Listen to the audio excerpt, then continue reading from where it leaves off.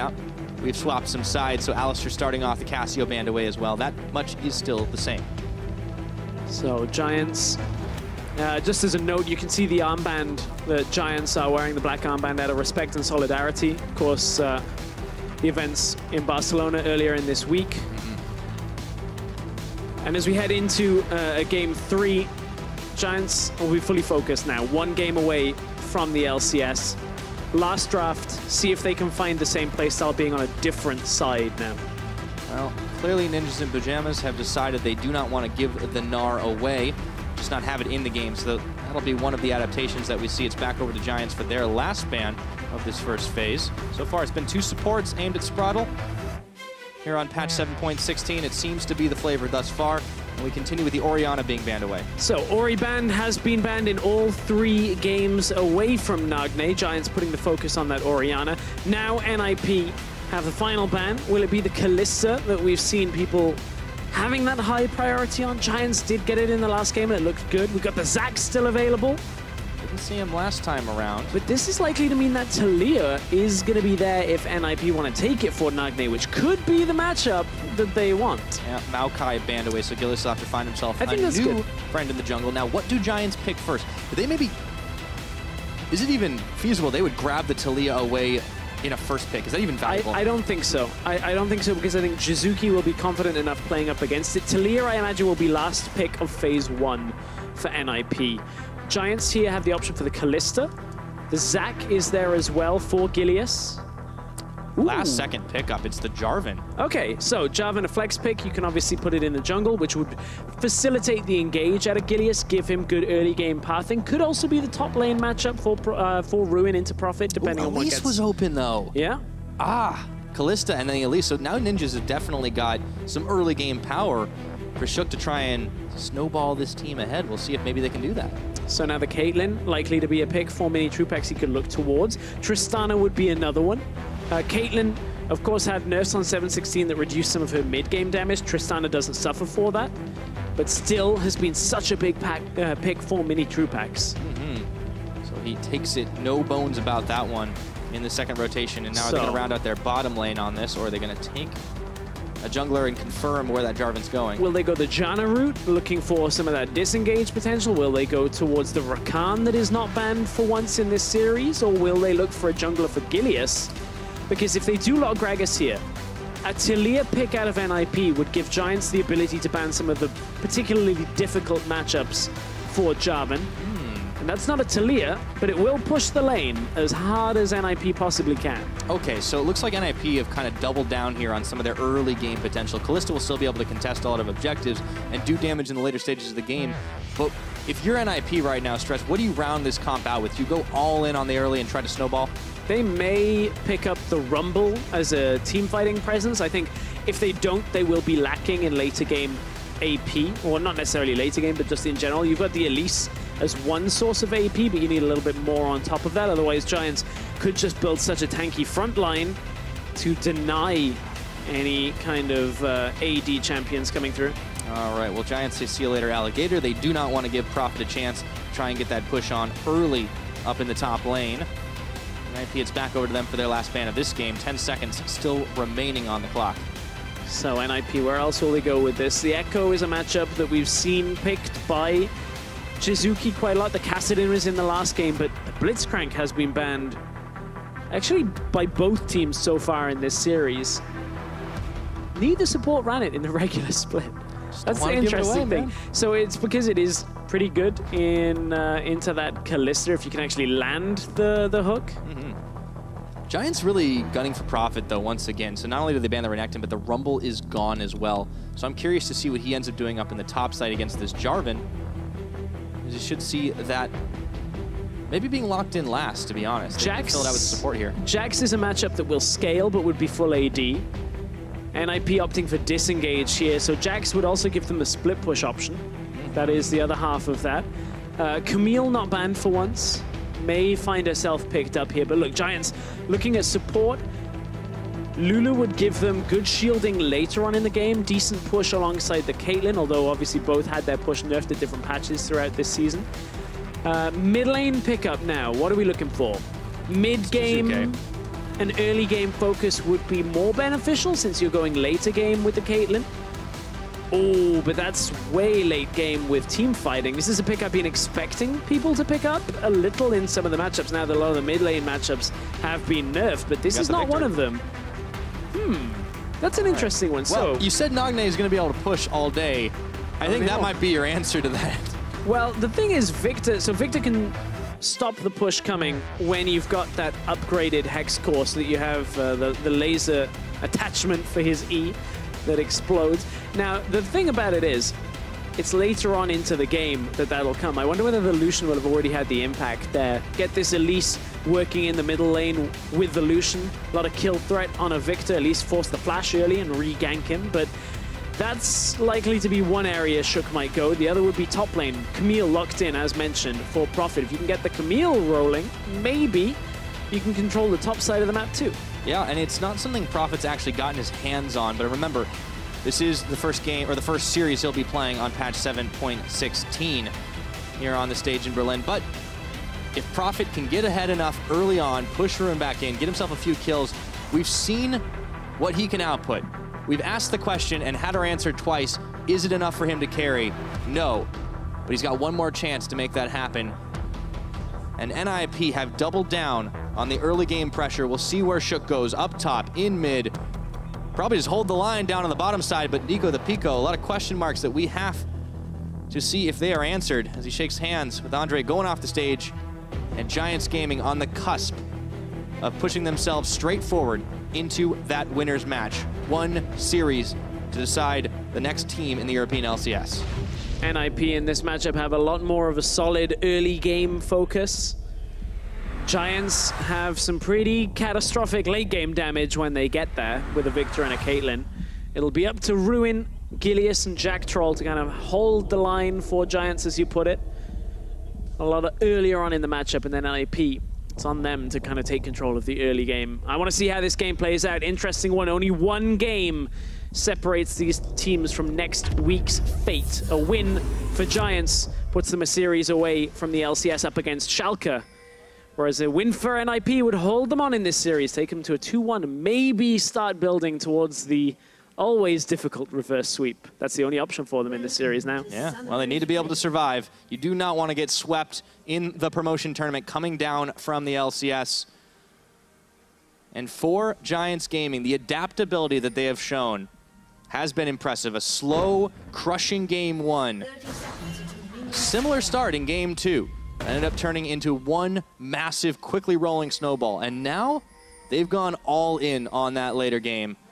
Starting things off, no trickery, a few pings flying, but NIP know that Giants Gaming have this side of the jungle covered, so instead, they're not going to even opt to go too far deep into enemy territory. Just one ward down for either team on either side.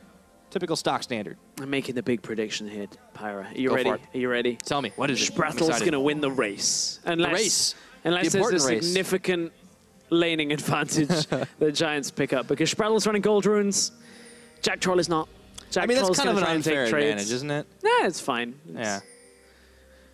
Yeah, maybe it is a little unfair. Yeah, I mean, I think it's a good prediction. I just feel like it's a bit stacked. The other side of that, though, is Minitroupax and Jactroll. You expect them to have a decent amount of laning presence in that bottom lane. You see, they're already pushed up in the bottom lane, trying to get as heavy a push on to the lane early as possible. See damage traded onto Sprattel quite effectively this early on. Of course, Lulu with the passive adds those additional auto attacks on the basic attacks. So, yeah, that's a pokey lane. Or at least the on-hit that comes through. But here's the thing, if NIP continue to kind of struggle in this because this matchup is going to see them pushed back over and over again, does that mean that we need to see Shook starting to maybe abandon his plans in the mid and the top and try to push down and hold the line in bottom? It seems like the answer would be no to that. Yeah, I hope not. My hope would be that Shook can get one of the other lanes snowballing effectively, and then that's what they can use to build from, because while Minitroupax and Jactroll have looked good, I don't think they have dominated HeaQ and Sprattel to the point where this is an emergency that, you know, HeaQ can't hold on his own. So I feel like Shook should still be looking on the top half of the map for that. Well, so far, Profit's been able to shove in Ruins, kick things off, small CS advantage, but of course, They both have a fair amount of sustain with the corrupting potions built. Prophet going down to place a ward in the jungle to make sure he can't get ganked out by Gilius, as he signals that they do not see the jungler in that side of the map. On the opposite side, Gilius looking for vision control of his own, trying to get in on the bottom side jungle. Gilius not appearing on his Gromp actually means that NIP are a little wary of where the Gragas could be. And you could see Gilius just check the mid lane, roll the barrel under the brush and see whether Shook was in there, but Shook was not. Shook is actually coming from the other side of the map, though. This could be a play for First Blood if he can get into the lane. Jiizuke already low. Nagne, oh, Ignite already spent, forces that flash, and now the Spider was skittering forward. Jiizuke knew there was no hope for him, so he has to spend one summoner to combat the other. That's exactly what we needed to see out of Shook, though. Gets into the lane, gets the summoner down from Jiizuke, and now, look, long cooldown where Viktor has to play in a lane that he's going to get pushed in against a Lucian who can trade heavily for him. This is the matchup style that we wanted to see out of NIP. Something where Nagne can take control early and say, no, no, I win this lane, I will take control. Whereas Jiizuke has to sacrifice a lot of time now in order to stay safe. Oh, Shook is waiting to see if he can get the play off. It looks like we're in for a level 4 dive. No, the cocoon does not connect. He's going to walk the long way around. Shook's like, don't mind me, don't mind me. Spider just coming through. It just keeps on going, and that's when you want to smush it. But he's like, no, it's cool. I'm good. Yeah, he's getting his way out of the house. Always try and get the Spider safely out of the house, like in a glass with some card under. I mean, I live on the 4th floor, so like if I let him out, he just falls.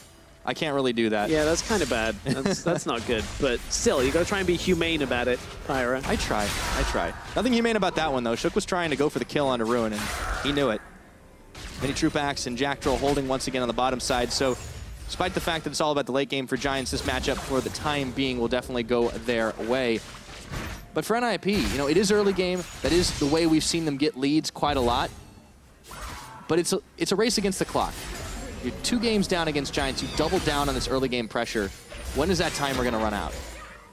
Obviously, there's a lot of time to work with. I'm just wondering. There's a lot of time to work on this one. I think the difficult aspect of this game is there's a lot of theory about how NIP will be ahead for the majority of the early game, and there is, in some respect, a timer on that with Giants being good in the late game, and that's kind of what you're talking about. But for me, Giants, if they get a lead like they have in the last 2 games, will already be so catastrophically far ahead with composition. If this comp that should be from behind actually gets ahead, NIP have very few options to get back into the game. Yeah, that's the control, and you can see that's why they're racing for it. So, of course, Shook has the Moby boots all ready to kick things off, and we'll see if he starts going a roving a little bit faster. You can see how much more movement speed he's going to be able to get. Now, with the control ward down on the other side of the jungle, he's spotted out Gilius as he's on his own wolf camp. 1 lane pushed in the mid, that's the Lucian, so the gank opportunity may not come there for a while. You still got to keep all eyes on Shook and see where he ends up going. Doesn't matter necessarily about the gank opportunity so much in the sense that, look, the CS advantage for Nagne is exactly what he wants. He can just keep pushing in the middle lane, try and get tower damage down. They've spotted the Gragas, so they know there's no kill threat or gank threat. And Nagne has his flash, has the dash as well, so it's a lot about getting damage down onto that tower at the same time. And now that they're post-level 6, it means Nagne can trade his ult onto Jiizuke for damage, maybe even ult for ult on the tower push game, try and just push the wave back as far as possible. All right, so I got an update for you, Stress. The race has been forfeited by Jactroll. He's gone for the Sightstone. It wasn't much of a race. Really, when you don't indicate that you're going straight to Ardent Sensor, you basically lose that race. And it's something that Lulu is less prone to do, less prone to get Ardent Sensor right at the beginning of the game. We have seen a couple of different schools of thought on that. Whereas Janna is just like, I get like 4,000 gold worth of stats when I buy this item for my AD carry, so of course I'm going to rush it. Yeah. Very, very useful on the side, especially for that Janna. But of course, Lulu wanted a little bit later on. Nagne on his level 7 has a culling popped straight into the wave, and Jiizuke's not quite there because he's occupied by trying to get this blue buff. And this is a pretty significant blue buff to take away here. This is the one where Viktor should normally be picking it up and it will assist him in wave clear. You can see Shook doesn't want to wait for Nagne because Nagne was backing away. Nagne would rather have the itemization, whereas he wants to head towards Prophet in the top lane. Need to beat out Ruin here. Yeah. They know Shook is up here. There was a vision, there was a ward, I believe, that spotted, or at least a ping went down onto Shook to say he was likely topside. Elise is coming. This could be the double bait. All right, tack sweep. Ruin hits 7. Ult is available, and is he going to use it? Yes, right on top. But Gilius coming out of the woodwork, and they turn their attention. Jarvan jumps the pit, and Gilius and Ruin caught up, but now Shook, he can't skitter away in time. It's first blood for Ruin, and it looks like it's going to be more. Prophet forced to flash and slash, and he can't find the kill. Gilius playing bodyguard. Here comes Nagne. Maybe he's going to be able to do it. I'm not so sure. In comes Nagne, the double tap. It's not quite enough until the final shot. Equalizing on the kills. Oh, Giants taking the advantageous trade in the beginning of it, knowing that Shook was coming up to the lane. They were able to prioritize Shook as the primary target. Squishy doesn't have any defensive stats, so jump onto him. Good roam out by Nagne, though, knowing they could get up to the top side in time. It did allow Jiizuke to get a little bit of farm, but look, Nagne picked up a kill. That's exactly what they wanted. Look at how Giants turn on Shook immediately. Gilius goes right on with a body slam flash. In came the Cataclysm Ruin. Beautiful EQ flash combo. What that does is extends the knockup to wherever Jarvan lands. It's a very specific pixel-perfect mechanic, but one that we see a lot of Jarvan players utilizing. Body slam to deny Prophet. Wasn't quite enough to pick up the kill there, but Giants take a 1-for-1 with the first blood up on the top side. Excellently played now, and Ruin's going to have a little bit more optimism as he was able to get the 2v2 played away, and Nagne, even though he had the wave shove, was able to go up to the top side. Still just the equalizer was all they found. Here's the culling. There is going to be the culling. Popped out. He has to burn his flash, and Chaos Storm was on, narrowly avoided the gravity field, but Jiizuke, importantly, once again, the flash had been back up. He comes back out of it alive. Yeah, now it's going to be even more difficult for Jiizuke because people are more active around the mid lane.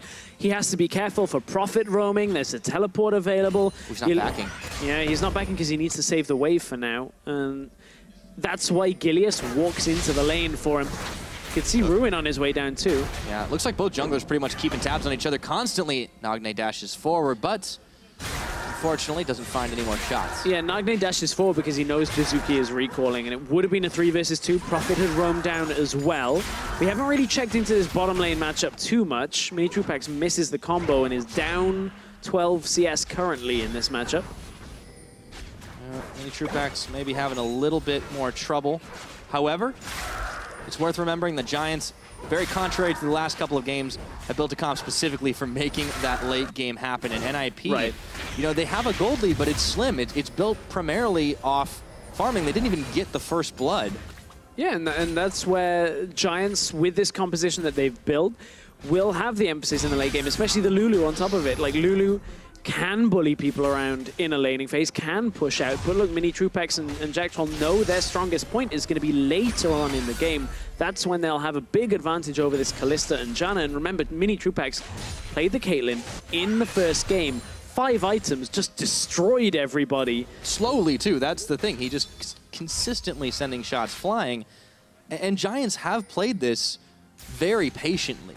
It's kind of weird to think about when you talk about a 25-minute game that just happened prior to this one, but Giants have been the patient team, waiting for NIP to make mistakes. It happened once again up in the top side. Yes, Nagne was able to find an answering kill, but at no point in this entire series has it appeared that Giants didn't have at least some level of control. But this is a better game for NIP, and to put the focus on NIP, they gave Nagne a matchup that actually works better for him. He is succeeding in this, but they have to continue to play a little bit around him. He can create leads, he can open up some areas of the map, but look, now that Viktor is past that first upgrade on the Hex core, he's also got Ninja Tabi to defend against some of the trades. It means Nagne can't push through that mid lane solo. He needs additional help. We'll see if he ends up getting it. Shook made a couple of appearances in this mid lane, but lately, wherever he has been, Gilius has not been far behind as he moves his way into the NIP jungle. A little wary that there might be a spider lurking in the brushes, but he should be worried about what's happening down a little bit further south, as Shook is actually going to mirror him. I think the most interesting thing is the fact that in this series, Gilius has basically been following Shook around the jungle, but has also been out-farming Shook. In every game now, like game 1, there was a notable CS lead. Game 3, there's a notable CS lead again for Gilius. It accounts for a few hundred gold, which is quite a sizable lead considering we anticipated Shook would be having a bigger impact. Now, of course, there's an assist in there as well for Gilius, and it's not just the farm that comes through, but Gilius, a guy that's been out of the LCS for a while, actually showing up quite big over the last split. Making a statement that he can be back in that LCS quite easily. Jiizuke is stuck in the 1v2, and there's nowhere for him to go. The Chaos Storm stops short as HeaQ comes up with 1 kill. So now he's going to have a little bit more of that gold in his pocket. This time, Gilius wasn't there. He was a little way away from the lane. HeaQ ending up getting into the lane. No flash was available for Jiizuke. Tried to exhaust his way through it, but this is the matchup that we said NIP want to win through, and they're trying to do that even more so now. Okay, Nagne should be able to finally get damage down onto the tower. HeaQ is holding Gilius back. Nobody is there to defend yet, but NIP actually released the pressure. They don't continue this. And it looks like we might be in for a couple of one-on-ones. Ruin debating if he can take out Prophet. Flashes on both sides of the aisle here. That's actually a weird sequence of play. Unless I'm missing something, they had vision top side, they had vision bot side, Jiizuke was still dead, and HeaQ at least was holding Gilius. They knew Nagne was still mid, so HeaQ and Nagne can 2v1 Gilius and try and get some damage down onto the tower. One of the things you do with Lucian is get the push onto the tower, take a third of its health off and say, okay, now I recall. I can understand, though, if Nagne's focus is on the next passage of play. He says, okay, I'm going to recall, get a Blade of the Ruined King and look to push in a couple of minutes' time. Oh boy, Jactroll is going to have to wild growth himself here. HeaQ finding an opening, but he pulls the Ren stacks out perhaps a little earlier than he would have been able to get the kill. Minitroupax gets the heal, so Jactroll costs his AD carry a summoner spell, and this might open up a chance for NIP to start pushing in a little further on the bottom lane, the more neutral of the 3 lanes. And NIP do kind of need quite a quick pace to this game, because look, Ninja Tabi is starting to roll in. Camille was drafted as the final pick. That's not exactly any other additional AP that comes through there, so they're relying basically on Elise to deal some sense of magic damage. This is the pace they need, though. The push on the bottom lane, they can get a tower very low. They'll try and do the same on mid lane. And they're trying to catch Giants before the armor completes itself. Yeah, it's a tough task, though. Giants, once again, not presenting a whole lot of opportunities for NIP to punish, a handful at best. Full man dive on the bottom lane. HeaQ. Yeah, 3v4. I don't know how these odds are going to work out, but Jiizuke is coming to try and save this one. However, it looks like once again NIP will be able to find the first turret in the game. Let's hope for them it's not prophetic of anything else to come about, because it hasn't won them many games so far. Well, whether it's about prophecy or prophets at this point, Prophet in the top lane is going to be one of the players they need to play around at the same time. So bottom lane has now been won. His net worth is lower than Ruin's. I know. His investments are in Ruins. I mean, I guess he's invested in trying to kill Ruin, but that is another story. Ruin, though, on this Jarvan has actually been able to do what we saw him do in the Wind and Rain series, but with impunity. He's been able to push up a little harder. Prophet just hasn't been able to really answer him, and you can see that, you know, there's pretty much an entire item difference here with the Tiamat versus the Tiamat and the Phage versus just the Phage. Yeah, and both of them actually have about between 13 and 1,500 gold right now on their person, so when they end up recalling, that'll be the difference. That's why it sucks for Prophet. He didn't put the money in the bank. Not yet. He hasn't banked it yet. So for NIP, they make the play on bottom side. Giants backed away knowing that they didn't want to end up getting dove. The next step for them is a little trickier. They need to somehow get top lane tower. They need to then put focus towards mid lane. Rift Herald might be a key component of breaking through this Viktor, because Viktor has done a good job now since the upgrades on the Hex core of just pushing Lucian back, constantly just making sure the wave is pushed away from them. I wouldn't even be surprised to see Jiizuke just ult the wave like we see Orianna's do, just to say, hey, okay, I'm just going to push this back. We're not going to skirmish anytime soon, and my ult cooldown is low enough. Yeah, and he's got enough damage to be able to do it, and Nagne has to respect. But, you know, to point back to what you said earlier, that NIP really needs to start playing around Nagne. We've seen a handful of appearances by HeaQ. Yep. One of them resulted in that kill, but is it troubling that at this point they've not been able to knock down the tower with the fact that Nagne does have a winning matchup finally? I wouldn't say troubling. Viktor is pretty good at denying that. I think if we flash forward 5 minutes in the game and it's still standing, or 10 minutes in the game, then we're getting to the point where, like, okay, NIP really needed this tower down earlier on. I think the next sequence of plays will likely result in an attempt for that mid tower, but right now it's bottom lane they're going. Fate's Call has been cast, double knockup. Oh yeah, there's a teleport coming in, but this might be too late. Minitroupax is gonna get fired down by HeaQ, pulling the Ren stacks out. Jactroll's caught. And the bottom lane of Giants once again proves cannon fodder. Yeah, good timing, though, on this. Ardent Sensor was completed by Sprattel. They had the Blade of the Ruined King. Prophet had the time to teleport down to the bottom lane and get himself into the mix here. That was exactly what NIP needed to put the game in their favor. Remember, we said NIP need to be in the lead. Giants are playing for the late game. NIP need to continue the objective game going in their favor and try and crack as much as they can. Now, this is just Jactroll and Minitroupax without a tower there, pushing up. And look, Prophet was already in the lane for this fight before it even engaged. NIP had made the call, and Giants couldn't survive through it. Yeah, unfortunately, this time, once again, the bottom lane just seeming to be the ones making the mistakes. We play hadn't on the top seen side. that. Now here comes Gilius looking for Sprattel. He's going to be able to complete the channel. Sprattel has a shield. Don't know if it's going to be enough here. HeaQ coming in, ace in the hole. That's going to be it. Yeah, it actually connected on the body slam there. Sprattel couldn't quite get the Q out in time, but look, the dodge away from the barrel was the important thing for Sprattel to keep himself alive. Still, Jactroll and Minitroupax weren't there in time to actually pick up the kill, and NIP get out with their lives. So for now, NIP continuing to be ahead. You can see Prophet poised around the mid lane, has to be careful because Jarvan's actually going to go in on, nearly caught Prophet. Very, very close. Was the gravity field thrown down. Now Prophet's going to be able to get away, clear some things. You can see what Giants have done, though. As they've pulled back, they've kept all of their vision inside their own jungle, with the exception of the Rift Herald, where that's at. So they're not going to really give up a whole lot of control at the moment, unless NIP meets them in the open field. I suppose we'll see, and maybe this is the game that NIP finally get that Rift Herald.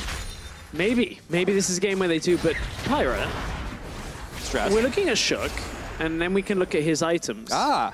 And we can see a Dark Seal with 5 stacks on it. And a Haunting, guys. Now, that's not too out of the ordinary, but HeaQ is the guy that builds Medjai's. Yeah, he is, and the reason for it in this scenario is he is the only source of AP damage. So HeaQ's like, okay, guys, I'm going to carry. I've got this. Solo queue, full AP. Elise is going to be great. Yep. Who says I'm a cocoon bot? This is basically doubling down on HeaQ, saying, okay, we have no front line. If we get late game, I die, you die, we all die. The hopes of LCS this week. At least getting one step forward, die. This is adaptation from NIP. You know, they've realized that Prophet's not going to be able to carry on this one. All right, HeaQ, you're up. Yeah, that's a worrying... You could say trend, it's okay. different tactic here. So I think it's worth putting into perspective again what this game actually means. Because for NIP, they have to win this game to stay in this best-of-5 series. They have to reverse sweep if they want to get past Giants at this point. For Giants, a win here puts them into the winner's bracket of the double elimination promotion tournament. That means this win doesn't put them in the LCS, but a win next week, if they were to face Schalke, would put them in the LCS. And it's worth noting that, you know, the only team that Giants lost to was Schalke. Yeah. And so far, that is hanging true right now as Prophet goes in onto Rain. Inside the cage he goes, but how about this for a cage match? Ruin says, get in here. Oh, never mind, I don't want this one. Hookshot flashing away. Gilius tags in 2-on-1. That ain't fair.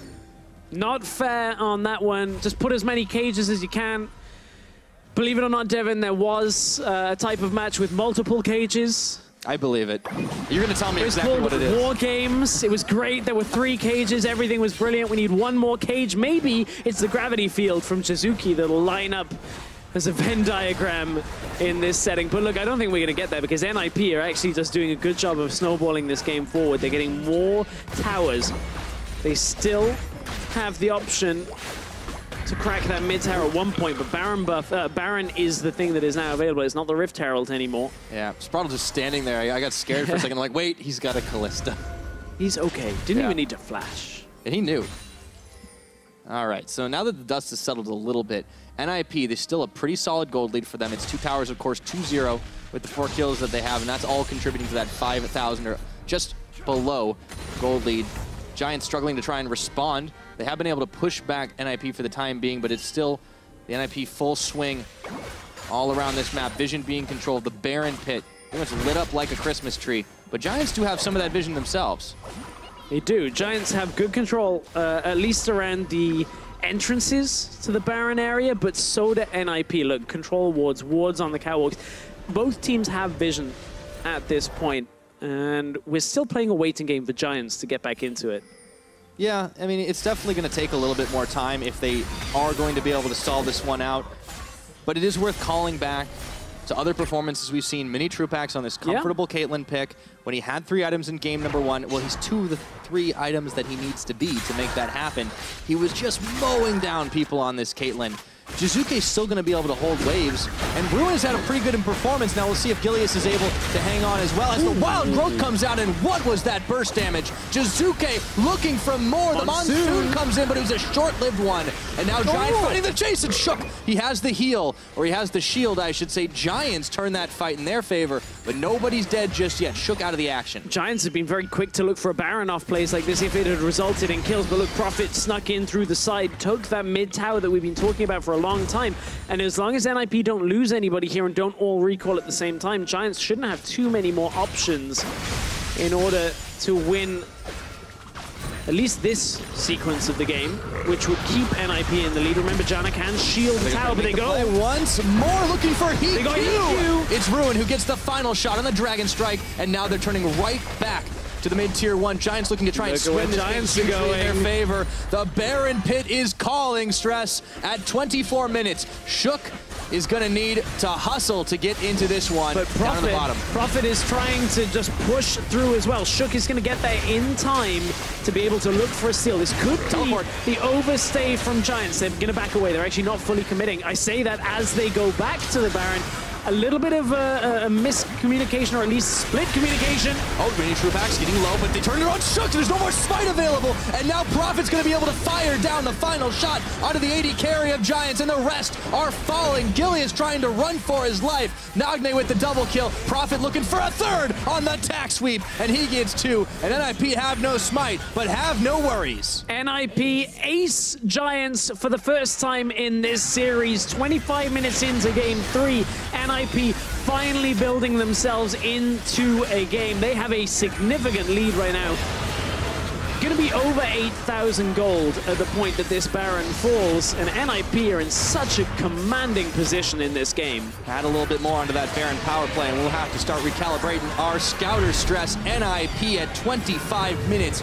What a massive lead and difference this game has been. Giants, they got the pick, remember, onto HeaQ to start this off. Prophet had pushed the bottom lane so far that he actually got the tower before appearing, and then Giants, they're still waiting for this composition to come online.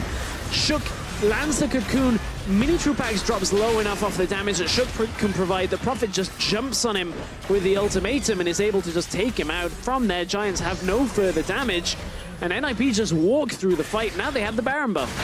Yep, NIP, they turn it around once more. So, the reverse sweep dream is still alive for NIP, but it will be a long and hard climb, and they need to put this game away before that has any chance of happening. I hope at Mayhem_43 you have not just jinxed this. The only casters can apply the caster curse. But I guess I just said it, so... You did just say it now, okay. Does it count second hand?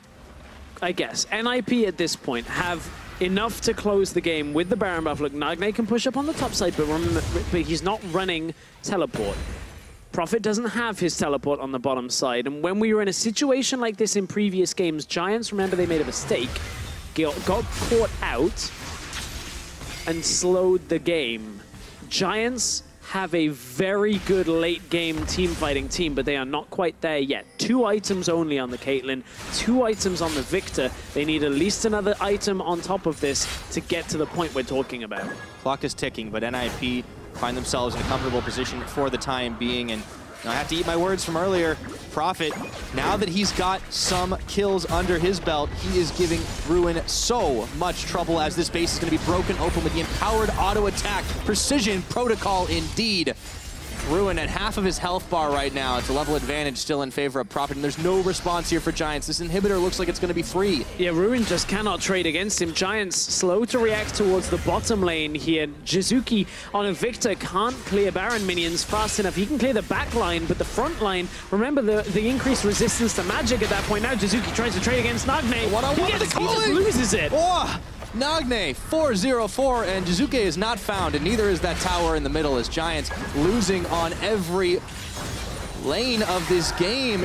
Baron still live for a minute, and it's desperation for Giants to try and hang on to this one. We questioned whether NIP could accelerate the game fast enough, and Prophet was one of the key components to it. He snuck into the mid lane, took that mid lane tower down, took the bot lane tower down, now has the bot inhibitor for himself, and throughout the rest of this Baron buff, just under a minute left, NIP can get a second, potentially even a third inhibitor in their favor before recalling out. Should be able to open up even more on this base. So with not a whole lot, Giants have to wave goodbye to all of their towers here. Nagne is still pushing with 30 seconds left on this Baron buff. Giants, last-ditch effort to try and make a play, but Prophet is hookshotted out. NIP in a great position to start coming back into this series. All they have to do is avoid any fights from Giants, avoid that all-in engage from Ruin, where Jiizuke hits them with a big disco ball to win the fight on the ultimate of that Chaos Storm. One party you don't want to be invited to. Exactly. Giants were looking to set up a party for themselves tonight after a 3-0. That was how this series was building. It looked like Giants had NIP figured out. They had the mid lane matchup for themselves, but the all-important side selection for NIP. First of all, they get the Lucian for themselves in phase 1 of the draft. Then they get the good matchup on the top side for Prophet, that they know he can win the side lane the later the game goes. And that has been one of the key components to NIP coming back in Game 3. Yeah, and in the early game, too, there were definitely a few Giants mistakes that allowed some of these things, but it's not to take away from how well NIP have been able to perform to try and close this one out now. They just need to march down through the lines, get a catch on wherever they can. Prophet's hiding on top of a ward that he sees. That's like an ultimate. He's yeah, now going back. I thought he was just mind gaming, like, I don't even need to clear this. No, that was. I wonder whether that was his team being like, "Yo, you're on a controller." All right, ace in the hole. Nagne shrugs it off. Jiizuke is still going to be able to clear some waves, but it looks like the hammer is coming down here inside the Giants' base. NIP to stay alive in this series to try and keep their hopes of reverse sweeping their way into the winner's match. Baron has expired, but it's a 14,000 gold lead, and that is normally way more than a team needs to close this out. Giants still need even more time. 3 items on Caitlyn is nice, but without being defended by the front line and more damage coming out from Jiizuke, Minitroupax won't be enough on his own to hold this game. All Giants standing 5 firm round their last inhibitor. NIP looking to try and close this one up. Caitlyn trap line, just enough to maintain the mid lane from being pushed in. It doesn't matter if they're closing around the sides. Yeah, exactly. That's the problem, is you've got a whole lot of other leakages in the base. Prophet now wanting to jump onto Minitroupax. Looks for it, but he's not able to find the ultimate out. Now Nagne, there's the Chaos Storm 1v1ing on Jiizuke on the other side of this one, and it looks like he's going to not come out ahead. This is going wrong. He's shut down. All of a sudden, NIP, they lose one, and they get cold feet on this fight here. Gilius taking a lot of damage. He goes for it, for the flash, the dash, but they're going to pull him back in. The pit comes down. HeaQ picks up Gilius. It's a last desperate fight to the finishes. Jiizuke comes in for the burst, deletes Prophet off the map, but Shook and the rest of NIP still have damage in the tank. The Ren stacks are coming out, and NIP find the fight at the very end of it all. 31 minutes into this one, and there is not a whole lot of chance to contest. Giants wanted that 3-0, but they have fee-fi-fo fumbled this one, and the NIP are throwing down a smokescreen to try and take this game. Yeah, NIP looking to just walk through 3 waves of minions. Jiizuke, ooh, just survives through. Oh, he's got to get back to Fountain. Hell fast right now. This is going to be incredibly close to try and hang on, but it doesn't matter. HeaQ with all the damage in the world. 31.5 minutes, Shook gets a shutdown, and that is lights out. NIP are staying alive. An important game win to keep them in the series for NIP, and NIP draft for the earlier gameplay. They are able to build around Nagne. This series was being dictated by Jiizuke and the Giants in games 1 and 2. Game 3, suddenly NIP get the draft in their favor, give the good matchup, and Giants buy into a scaling game with a Viktor, with a Caitlyn, champions that have basically got that big lull towards the mid game where they don't output as much damage as the likes of a Lucian, as a Kalista, and NIP say, okay, we'll just take a bunch of towers.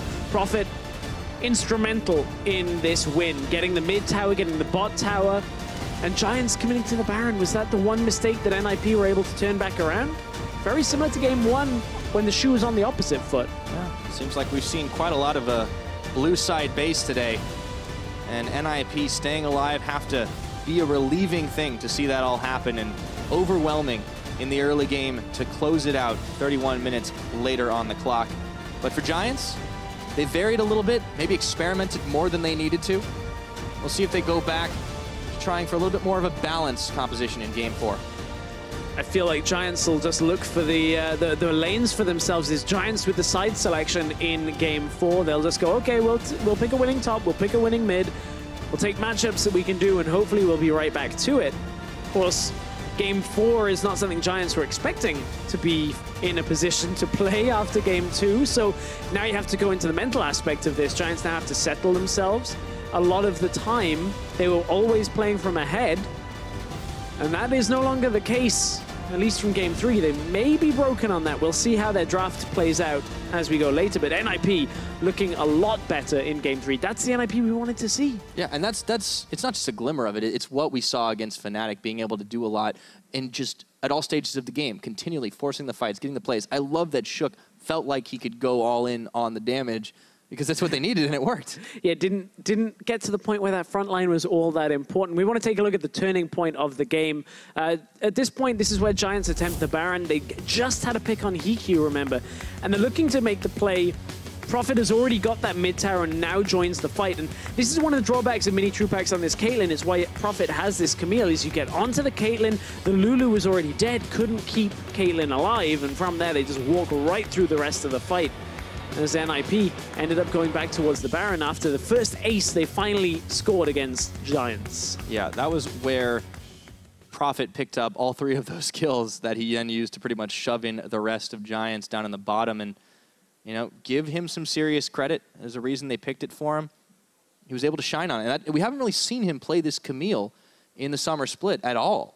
So the fact that he just pulls this out as maybe not necessarily a counter matchup, but as something that's going to scale better on the side lanes.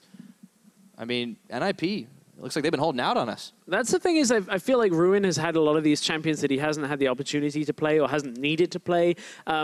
He's a player that we've seen a lot of diversity from. And Camille, I had to expect, was in his wheelhouse as a champion pick, but it is nice to see it come out and be so effective.